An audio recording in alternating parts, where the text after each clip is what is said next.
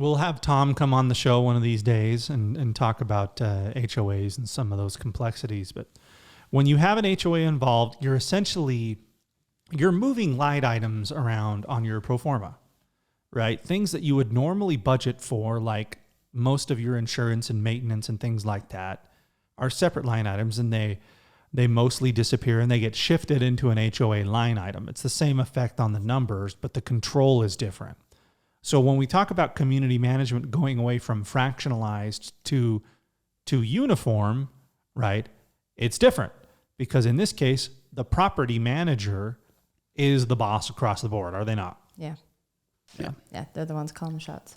So the property manager and how they get paid, typically, the larger the community, the lower the management fee, but then you also have payroll. So you're going to have an on-site manager that you're paying, and they're the one that people come to. My toilet's broken, right? And they're getting paid oftentimes in reduced rent and then a small salary to live there and to be the boss, to be the sheriff of that community. And then beyond that, you've got your advertising costs and things. This world of management and HOA comes much more together because it's one on-site community manager.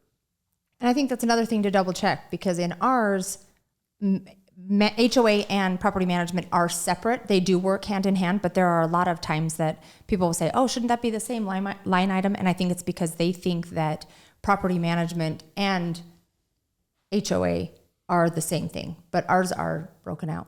So double check. If it's a one whole community, it's usually together.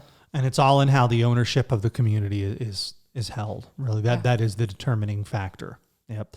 You could have a situation where an entire community is in a master planned development that's subject to a development agreement, where you have one property manager and the entire thing is subject to an HOA. That could happen as well. Okay, well, this is HOA is kind of like a topic like insurance. You can only talk about it for so long before you're done, but it's important. You have to pay attention.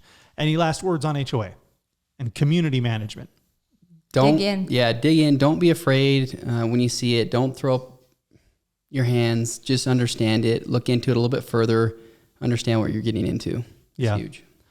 And we'll get into another episode in the future with more specifics. Like, I've got a bunch of loose ends that I'm working on. I'm on a HOA board as well. And some of the things that we've noticed are helpful in community management. So, thanks for listening to the Build to Rent podcast.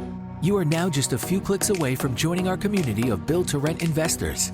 All you have to do is follow our show on Facebook, LinkedIn, or wherever you're listening to this podcast. You can also watch this episode and more by subscribing to the Build to Rent podcast on YouTube.